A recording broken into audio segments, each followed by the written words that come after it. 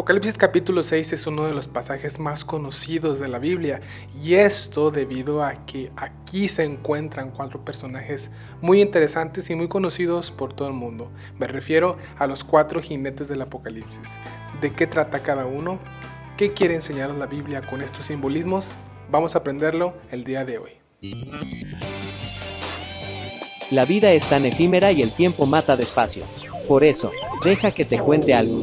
Por Óscar Muñoz. Muy bien, comenzamos con nuestro capítulo 6 de Apocalipsis. Vamos a comenzar a partir del versículo 1, sin antes mencionar, como ya habíamos comentado previamente, que el tema gira, en este caso, en torno a los 4 jinetes del Apocalipsis, muy conocidos, muy mencionados, inclusive se han mencionado hasta en el programa de Los Simpson. Pero, ¿qué significa cada uno de estos personajes y por qué el Espíritu Santo de Dios ha querido describirlos a estos jinetes montados en caballos y curiosamente con sus respectivos colores característicos, obviamente de cada uno, de manera muy particular?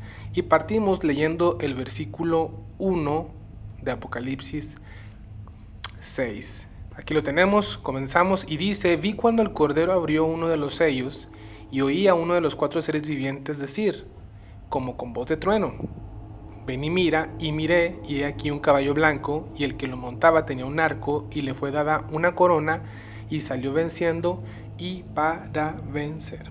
En primer lugar, vamos a comentar lo siguiente. Este capítulo está muy vinculado al capítulo 4 y al capítulo 5. Hemos visto a lo largo de este estudio, sobre todo en el capítulo 5, en el capítulo anterior, que hay una descripción que tiene el apóstol Juan acerca de Dios. Entendemos que es el Padre que está sentado en su trono y que en su mano derecha tenía un documento, en este caso un rollo, que estaba, o pergamino, que estaba creado o hecho en ese entonces no eran los libros, en esos tiempos remotos los libros no eran como los del día de hoy, más bien eran distintos, diferentes, y estaban confeccionados o hechos con papiro. Y bueno, aquí la descripción que se da en el capítulo 5, tú igual lo puedes leer por tu cuenta, dice que estaba escrito por dentro y por fuera. Dado lo que hemos comentado y el estudio que hemos hecho y el análisis que hemos visto de otros pasajes que han sido paralelos a Apocalipsis capítulo 5, sospechamos y tenemos la convicción de que se trata por lo menos de 2 puntos. El primero, que se trata del título de la creación de Dios, en este caso la propiedad de la tierra, ¿sí? Y en segundo lugar, que también tiene escrito lo que viene siendo los juicios de Dios, ya que el hombre no ha podido cumplir con su ley.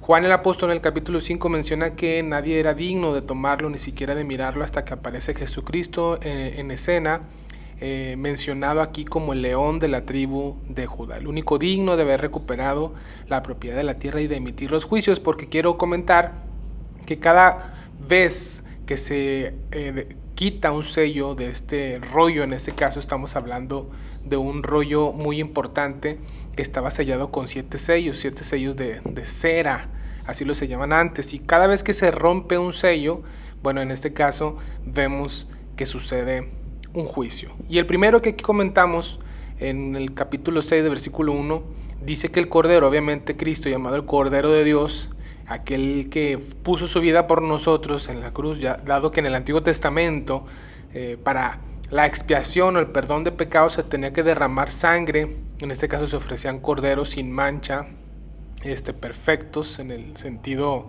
del ritual y de la ceremonia, y efectivamente así Dios lo había ordenado bajo la ley de Moisés. Sin embargo, la carta de los Hebreos en el Nuevo Testamento nos menciona que no era suficiente, no cubrían los pecados realmente, o más bien no había perdón de pecados, porque si fuera suficiente, porque si hubiera sido de esta manera, pues ¿por qué se ofrecían constantemente, de manera periódica, sacrificios de animales, ¿no? Simplemente Dios estaba mostrando una sombra de lo que iba a venir, o del porvenir de ese entonces, que era Cristo, aquí llamado el Cordero de Dios. Si recordamos la historia de Abraham y de Isaac, cuando Abraham iba a sacrificar a su hijo en obediencia a Dios, Dios nada más probando la fe de Abraham, y de esta manera Dios lo detiene, Le dice: no lo hagas, ahora sé que temes a Dios. Y Dios lo bendice y le da promesas maravillosas, trascendentales a través de la historia. Y uno dirá: qué bonita historia, pero no se termina ahí. El Padre, de manera figurativa, toma ese cuchillo, nuestro Padre Celestial, y según Isaías 53:10, Dios quiso quebrantarlo, hablando de Jesucristo, el varón de dolores, el siervo sufriente que puso su vida por nosotros, es sacrificado colgando en una cruz. Y estaba escrito en la ley: maldito todo aquel que es colgado de un madero. Y el apóstol Pablo nos habla de esto en la carta a los Gálatas. Aquí Cristo ha sido el que se ha ofrecido una vez y para siempre, y por medio de él hay perdón de pecados. Muy bien, entonces vemos que aquí Cristo, una vez ya resucitado y glorificado, porque así lo ve Juan, nos lo describe en los primeros capítulos de Apocalipsis, notamos que abre el primero de los sellos, ¿sí? Y dice Juan que escuchó a uno de los 4 seres vivientes. Entendemos que se tratan, dada la descripción aquí y en Ezequiel, que se trata de querubines.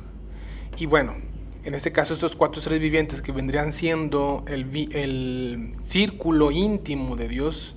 Es interesante también aquí mencionar cómo en Génesis, cuando el hombre come del fruto y la mujer, y son echados fuera del Edén, Dios pone querubines para impedirles el acceso a comer del árbol de la vida y vivan para siempre en esa condición caída. Y esto es mencionado por su servidor, dado que cada vez que aparecen, por lo menos cada vez que yo he leído a los querubines o se mencionan en la Biblia, es porque están guardando y vigilando el trono de Dios o la gloria de Dios, el santuario divino. Interesante esto, porque también lo vemos en el tabernáculo de Moisés, como Dios les había dicho que el arca del pacto, el arca donde iba a estar dentro de ese mueble, de ese artefacto, de ese artículo, adentro iba a encontrarse el maná que había hecho llover Dios del cielo directamente para alimentar a su pueblo, las tablas de la ley y la vara de Aarón. Ahí estaba dentro, Dios se manifestaba ahí una vez al año, así la Biblia nos deja entrever, cada vez que el sumo sacerdote ofrecía el sacrificio de la expiación, una vez al año por sus pecados y por el pecado del pueblo de Israel, e ingresaba al lugar santísimo donde estaba el arca del pacto.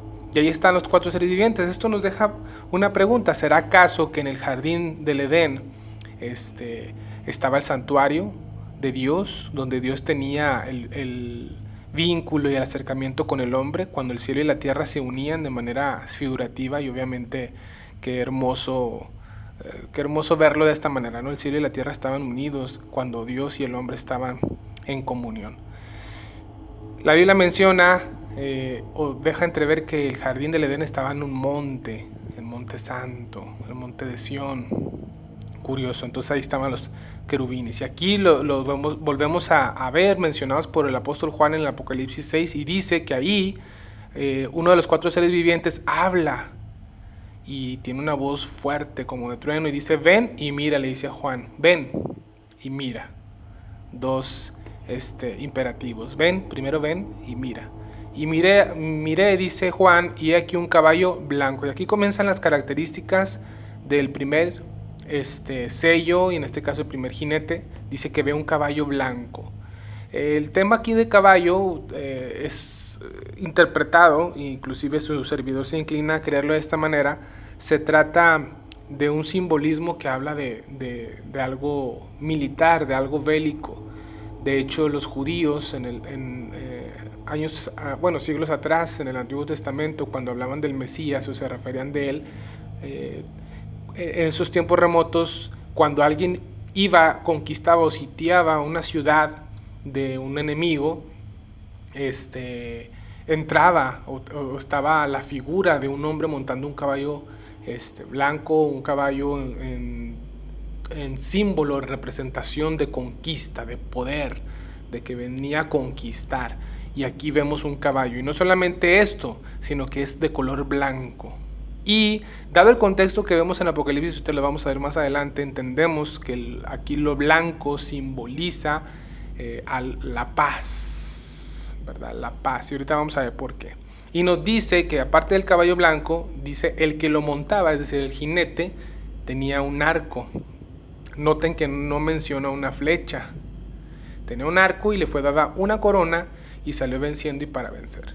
Este versículo, versículo 1 y 2, con respecto al caballo blanco y el que lo montaba, que tenía un arco sin flecha, dice que de esta manera vino conquistando con un arco, sin pelear, sin derramar sangre, sin flecha, y salió venciendo. Se le fue dada una corona y salió venciendo y para vencer. Apocalipsis 6, 1, 2. Esto pues es interpretado y es visto dentro del contexto bíblico que se trata nada más y nada menos que del anticristo. El anticristo vendría siendo ahora sí que una representación de un falso Mesías. Fíjense qué interesante, dado que en los evangelios vemos que Jesús, cuando entra a Jerusalén y que lo reciben con ramas de palmera, le dicen Hosana al hijo de David, ese término era que la gente estaba creyendo que él era el Mesías. Pero curioso que entraba con un burrito, montaban un burrito en un caballo conquistador, ¿verdad? Que por eso esa misma gente que lo recibe a la semana o algunos días posteriores a ese recibimiento en alabanza y en opulencia, bueno, en el sentido de que la gente estaba reconociendo al Mesías y pensando que Él los iba a rescatar, a redimir de la opresión de Roma. Y cuando esto no sucede, esos mismos que le reciben le empiezan a gritar a Pilato: crucifícale, crucifícale. Entonces como que no cumplió con sus expectativas Cristo, ¿verdad? Lamentablemente no sabían que Él tenía que venir primero a pagar por los pecados de su pueblo como un cordero manso, humilde, sin mancha, pero ahora es el león de la tribu de Judá. Y se le ha dado todo poder, todo dominio. De hecho en Apocalipsis 5 vemos que se le adora y se le rinde homenaje, honor, adoración, es digno de recibir alabanza, reconocimiento, bla, bla, bla, bla. ¿Y quién sino solamente Dios puede recibir adoración? De hecho Jesús se llama a sí mismo el alfa y el omega, el primero y el último, un título que según Isaías solo le corresponde a Dios. Muy bien, entonces entendemos pues que se trata de un falso Mesías, imitando, ahora sí como diciendo, ¿saben qué? El Cristo que vino hace 2000 años, pues no cumplió con sus expectativas. Yo sí vengo en un caballo blanco, ¿verdad? Y dice que salió venciendo y para vencer. El anticristo también es llamado como el hombre de pecado según 2 de Tesalonicenses, me parece que es en el capítulo 2. Voy a buscarlo así rápido para mencionarlo antes de continuar con el estudio. Aquí puedes escuchar cómo estoy hojeando yo mi Biblia. Qué padre es cuando uno hojea la Biblia, ¿verdad? Todavía a la antigüita, entre comillas, pero lo digo así porque mucha gente ve a la Biblia como pues un libro antiguo, ¿verdad? Un mito. Sin embargo, nos damos cuenta de que no es así, de que la Biblia está muy actualizada, es la palabra de Dios. Dice en el versículo 3, hablando de cuando Dios venga, Cristo venga, menciona qué debe suceder antes, y nos dice 2 de Tesalonicenses capítulo 2 verso 3: nadie los engañe de ninguna manera, porque no vendrá sin que antes venga la apostasía y se manifieste el hombre de pecado, el hijo de perdición. Ahí está, hombre de pecado. La Biblia describe que el anticristo es un hombre, el hijo de perdición, y dice en el versículo 4: el cual se opone y se levante contra todo lo que se llama Dios o es objeto de culto, tanto que se sienta en el templo de Dios como Dios, haciéndose pasar por Dios. Y Pablo les dice: ¿no se acuerdan que cuando yo estaba todavía con ustedes les decía esto? Él les enseñó acerca del tema del anticristo. Y aunque Tesalonicenses, según vemos aquí la fecha de esta Biblia de estudio que tengo en mis manos, nos dice que fue escrito en el año 50 aproximadamente después de Cristo. Apocalipsis se escribe entre el año 80 y 90 después de Cristo, todavía 20, 30 años después. Y todos con el mismo contexto. Qué interesante, ¿verdad? Y bueno, no solamente dice esto Pablo acerca del anticristo, dice en el versículo 8 en el mismo pasaje, versículo 7: porque ya está en acción el misterio de la iniquidad, solo que hay quien al presente lo detiene, hasta que él a su vez se ha quitado en medio, y entonces se manifestará aquel inicuo. Aquí está la manifestación, a quien el Señor matará con el espíritu de su boca y destruirá con el resplandor de su venida, inicuo cuyo advenimiento es una aparición, una manifestación, pues pública y maravillosa, es por obra de Satanás, con gran poder y señales y prodigios mentirosos. ¿Se fijas? Cómo va a ser algo como una señal, ¿verdad? Como que tal vez imitando, ¿será que va a imitar lo que dice la Biblia de que cuando venga Cristo por segunda ocasión todo ojo le verá en las nubes del cielo? ¿Será que Él va a ser un prodigio de este tipo, una señal falsa en el cielo, con gran poder y señales y prodigios mentirosos para engañar a la gente? Mucho cuidado, porque dice en el versículo 10, y con todo engaño de iniquidad para los que se pierden, por cuanto no recibieron el amor de la verdad para ser salvos, por esto Dios les envía un poder engañoso para que crean la mentira, a fin de que sean condenados todos los que no creyeron a la verdad, sino que se complacieron en la injusticia. Entonces claramente la Biblia nos está hablando acerca del anticristo aquí, el primer juicio de Dios. ¿Por qué lo envía Dios? ¿Por qué? A fin de que sean condenados todos los que no creyeron la verdad, sino que se han complacido en la injusticia, porque no recibieron el amor de la verdad para ser salvos. Ahí está el primer juicio de Dios. Y fíjate el contexto de que como si el punto, que es un caballo blanco y el que lo montaba tenía un arco, vemos que lo blanco simboliza una paz efímera. ¿Por qué? Porque, bueno, antes de comentarlo con el segundo sello, aquí vamos a ver una imagen, ¿verdad?, de lo que trata el anticristo. Y aquí vemos como un macho cabrío, aquí con 4 cuernos, se ve feo, grotesco, con símbolos ahí medio masónicos, ocultistas. Ya lo voy a quitar para que no te asustes y puedas dormir bien. Vamos con el segundo sello en el versículo de 3 al 4. Y dice, cuando abrió el segundo sello, oí al segundo ser viviente que decía, ven y mira, y salió otro caballo bermejo, color rojo, o rojizo, como rojo sangre, y al que lo montaba le fue dado poder de quitar de la tierra la paz. Ahí está. Vino primero el caballo blanco, con una paz efímera, falsa, del falso Mesías, y fue quitado. Y que se mataran unos a otros, y se le dio una gran espada.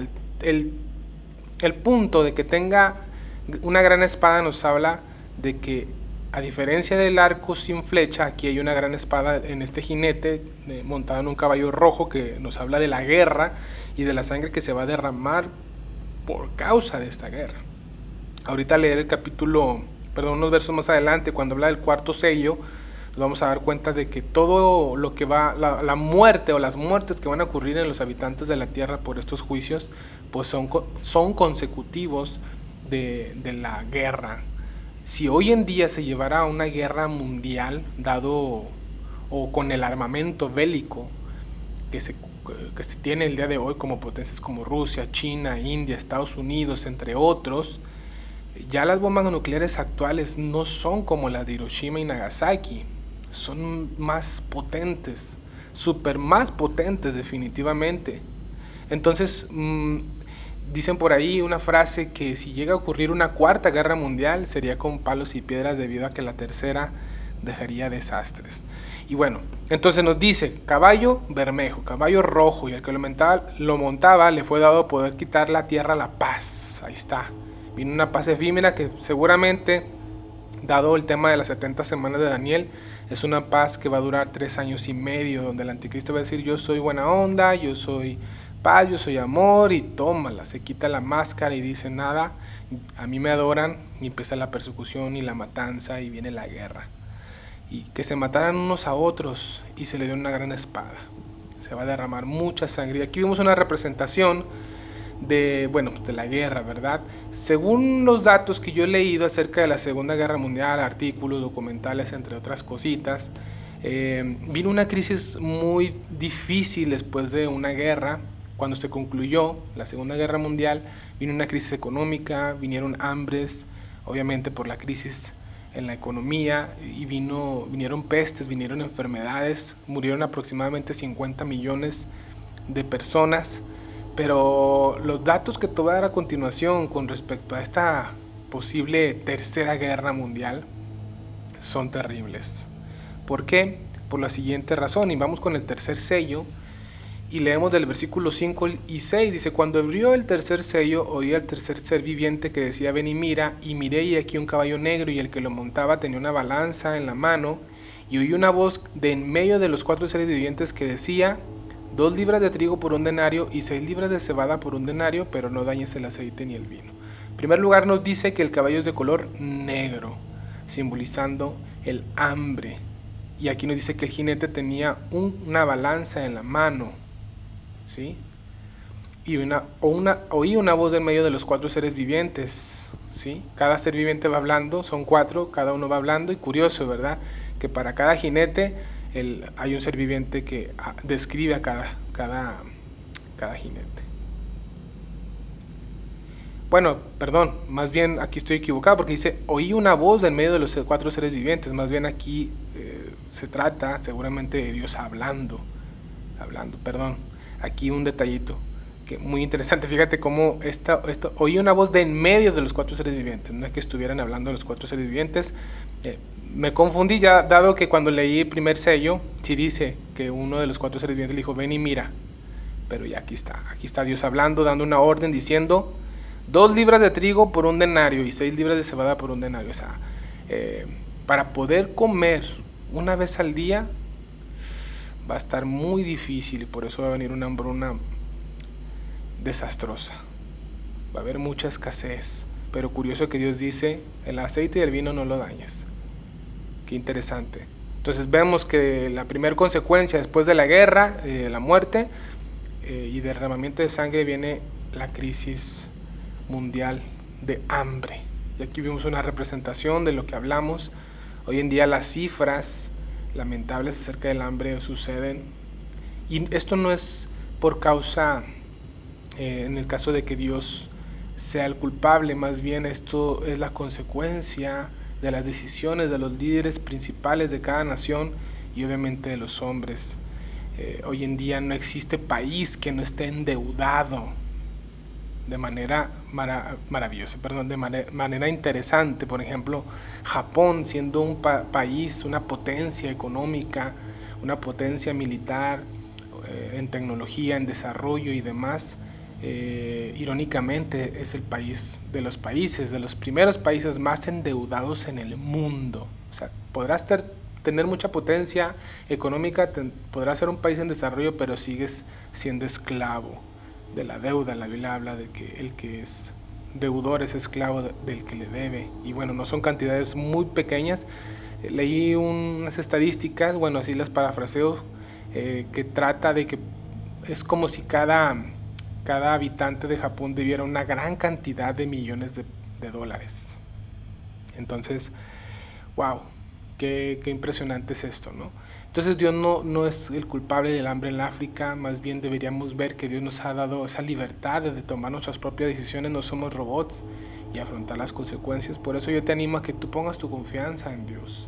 Él es el dueño de la plata y el oro, y Dios está trabajando, no es que esté indiferente a las necesidades del ser humano. Él usa a su pueblo, Él usa a sus siervos, Él usa a su iglesia para bendecir, y existen muchas fundaciones, muchos misioneros que están atendiendo a las necesidades de la gente marginada, de la gente que está en depresión, de la gente que sufre injusticias, predicando el evangelio, hablándoles de un reino venidero de justicia y de paz, y de que este mundo y sus deseos y este reino oscuro caído en este mundo terminará, y con ello las injusticias, toda lágrima será quitada de los ojos, no habrá más enfermedad ni más llanto, debido a que Cristo estará aquí trayendo su reino. Por eso Él nos enseñó, venga tu reino. Pasamos con el 4º sello, y dice, cuando abrió el 4º sello, oí la voz del 4º ser viviente que decía, ven y mira. Aquí ahora sí está hablando un ser viviente, y dice, miré y aquí un caballo amarillo, y el que lo montaba tenía por nombre Muerte. Así le dan el nombre. Vemos aquí de los 3 primeros jinetes, aquí vemos que el que lo monta tiene un nombre, se llama Muerte, y el Hades, es decir, aquí el infierno, le seguía, y le fue dada autoridad o potestad sobre la 4ª parte de la tierra, para matar con espada, con hambre, con mortandad y con las fieras de la tierra. Fíjate lo que sucede. Primero, caballo amarillo. Sí, aquí la palabra amarillo en el original griego es como un amarillo verde o un verde amarillento.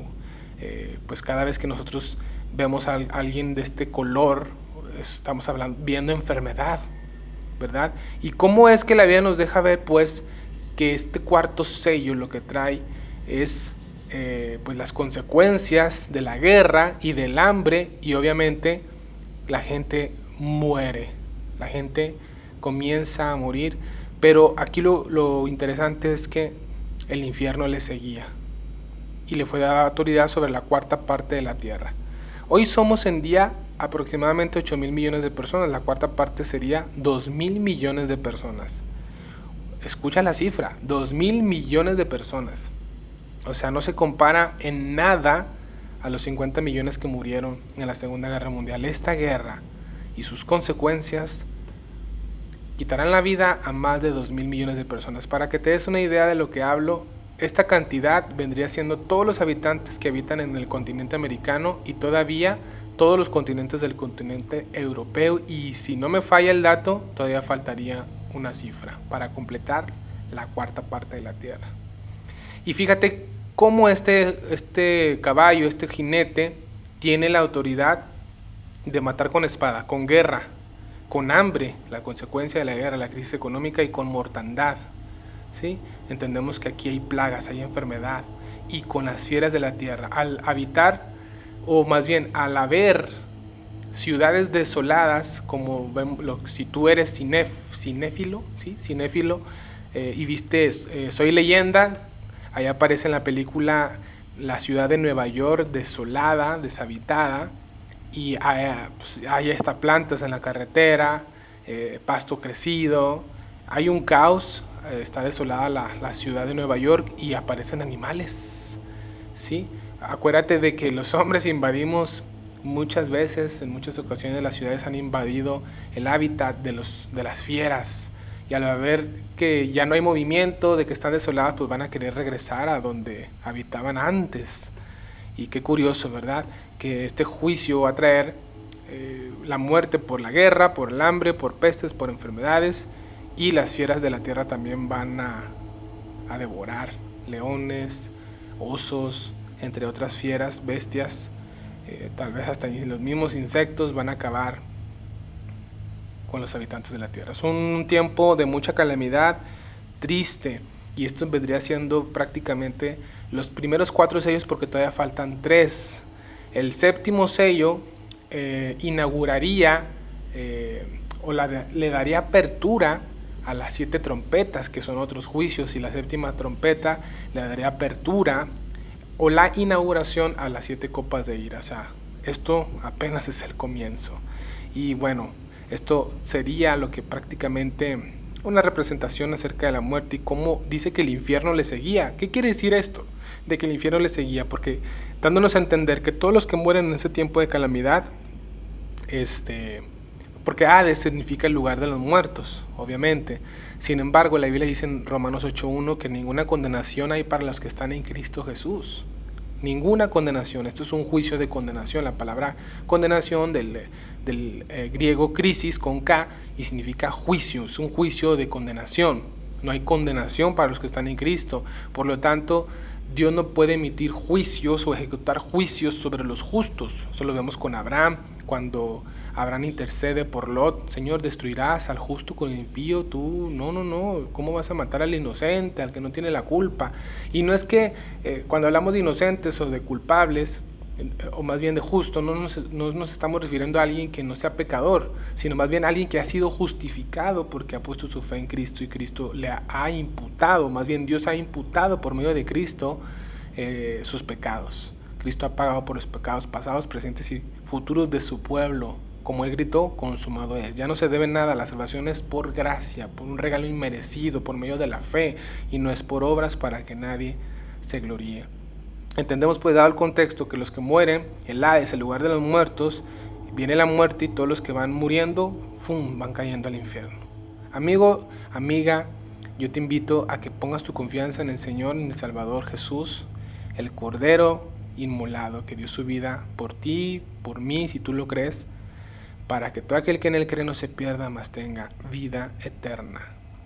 Y bueno, hay un paralelo bíblico muy interesante con respecto al tema de Apocalipsis 6 en específico. Y por ejemplo, en Joel capítulo 2 se habla de que antes de que venga el día terrible del Señor, de Dios, de Jehová, de Yahweh, de Yah, el sol se oscurecerá, las estrellas y la luna no darán su resplandor, la luna se convertirá en sangre, habrá señales en el cielo antes de que venga el gran día. Daniel 12 nos habla acerca de la manifestación de Cristo en las nubes del cielo, refiriéndose a Él como el Hijo del Hombre, y hablando de la resurrección y de las cosas que están escritas para el tiempo del fin y que iban a ser selladas para estos tiempos, porque después de que Cristo resucita comienza la etapa o la dispensación de la gracia, conocido también como los últimos días. Pero yo me quiero centrar en Mateo 24. ¿Por qué me quiero centrar en Mateo 24? Aparte de que hay paralelos en este capítulo de Daniel y en Joel también, que complementan el tema de Apocalipsis. No podemos entender Apocalipsis sin tener información o estudio de Daniel. Su servidor ha estudiado Daniel, ha estudiado Joel 2, ha estudiado sobre todo Mateo 24 y 25 con respecto a la escatología de los últimos tiempos, y la Biblia se complementa. Es un solo volumen, Biblia, Biblios, del griego biblios, que significa libros. Es una biblioteca divina de 66 libros que complementan y confirman el mismo mensaje, todo girando en torno a Cristo. Y estos pasajes de Mateo, de Joel y de Daniel nos abren las puertas a la revelación para poder entender más Apocalipsis. De hecho, muchos metáforas y símbolos que se mencionan en Apocalipsis son como una referencia a otros pasajes de los antiguos profetas, porque todos los profetas, dice la Biblia, que el espíritu de las profecías es Cristo, y todos están apuntando a Cristo, y se complementa el tema de Apocalipsis. Y sobre todo en Mateo 24, por ejemplo, vemos el paralelo, porque si tú no sabías, muchas veces se menciona el tema de que estamos ya viviendo las señales, ¿verdad? Como aquí vimos o leemos, las señales antes del fin descritas por Jesucristo antes de ser crucificado, los vemos en Mateo 24, y tal vez tú has escuchado en algunas predicaciones de que ya estamos viviendo las señales, ¿verdad? Pero te quiero comentar algo, y es que cuando la Biblia habla del principio de dolores, y todo esto será principio de dolores, mencionando estas señales, te quiero mencionar que ahorita en este tiempo, en este 2023, si estás escuchando en este año, y espero que en el siguiente también escuche más gente este mensaje, este estudio, las señales antes del fin, y que esto será principio de dolores, no significa que ya estemos viviendo, más bien estamos viviendo la antesala del principio de dolores, o también conocido como los dolores de parto. ¿Y por qué razón comento esto? Porque en específico el principio de dolores, el tiempo de angustia para Jacob, también otro nombre que se le da a este tiempo, o también llamado la gran tribulación, efectivamente, los dolores de parto, el principio de dolores, se da, querido oyente, querido amigo, amiga,